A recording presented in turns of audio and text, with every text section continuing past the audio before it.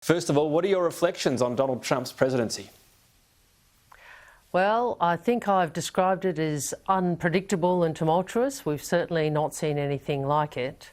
But leaving aside, things like the tweets and some of the initiatives with autocrats and dictators, such as North Korea and Russia, I think that we will look back on this time as a time where America withdrew much more from its place in the world than is in Australia in the world's interests. And one of the things that is very positive about the inauguration of President Biden is the indication from him and those close to him that they recognise the importance of America in the world. What Bill Clinton described and Anthony Albanese in a speech today reiterated, the indispensable nation.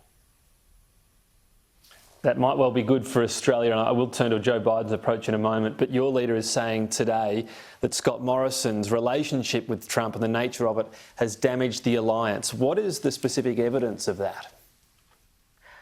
What I'd say to you is the alliance is an enduring alliance. It's our closest strategic relationship, and it is based on shared interests and values. And what regrettably we have seen from Mr Morrison is an approach which put his political affinity with Mr Trump and his political interests ahead of the stewardship of the relationship. And I would point to a few things. I would point to, in recent days, his refusal to disavow, to call out the incitement of protesters who stormed the Capitol. I would point to his willingness to effectively attend a campaign rally with President Trump. I would point to his refusal to condemn Mr Christensen and Craig Kelly, who are peddling the same lies which founded the attack on democracy, which was the storming of the Capitol. Let's pick out a couple of those things then. The campaign rally and this event in Ohio did very much appear to be at least doubling as a campaign type event, but it was also to open a Visy recycling centre, an Australian company of course. So wouldn't that have been natural for Scott Morrison to accept that invitation? Isn't there every possibility that this sort of veered into a campaign rally? Should he have refused an offer to plump for an Australian company over in the US? Well, you yourself said it doubled as a campaign rally. So I think I just respond with what you put it to me in your question, Tom. Do we know what Scott Morrison knew about that, though? Perhaps in the lead-up, you get an invitation to help open Visy. Look, you'd have to ask him. But look, I do think more importantly is what's happened in recent days. US democracy has been under attack, and that is why you have seen world leaders, including on the Conservative side of politics, Angela Merkel and Boris Johnson, both condemning not only what occurred, but also recognising the way in which that was stoked by the outgoing president. And they didn't do that because of their partisan views. They did that because democracy matters. The strength of American democracy, the integrity of American democracy is a key interest of its allies, and that's why its allies have been unambiguous in their defence of democracy. Not so Mr Morrison. He has been a defender of democracy, if you like, albeit an indirect criticism. So he hasn't named Donald Trump, but has criticised what's happened in the US. Isn't that just a cautious thing to do? What's the point in lashing out directly at Donald Trump with only a few days to go in his presidency?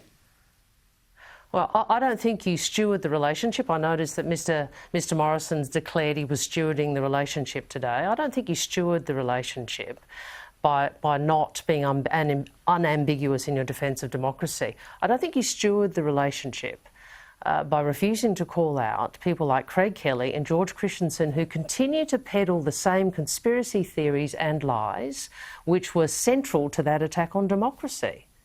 I mean, you've got the Republican Party, senior members of the Republican Party, including Senator Mitch McConnell, making very clear his views. But our Prime Minister is allowing members of his own party to peddle the same conspiracy theories and lies. I don't believe that is responsible stewardship of the relationship.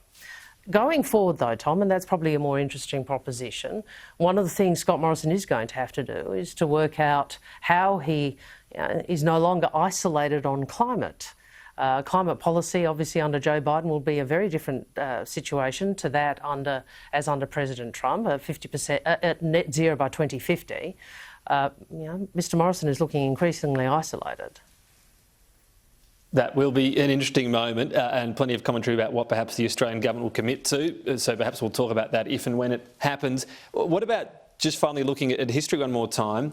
When you're talking about stewardship of the relationship and importance of what's said in Australia, was Bill Shorten wrong to say Donald Trump was barking mad ahead of the US election? Well, I think Bill has responded to that himself previously when he was leader. What I would say is this. As Shadow Foreign Minister, I have been very clear, as has Anthony Albanese, the alliance endures. And the alliance is between nations and it reflects shared values and shared interests. It transcends individuals. That is the approach we have taken consistently to the alliance, notwithstanding at times the unpredictability of President Trump. That's the approach that should be taken.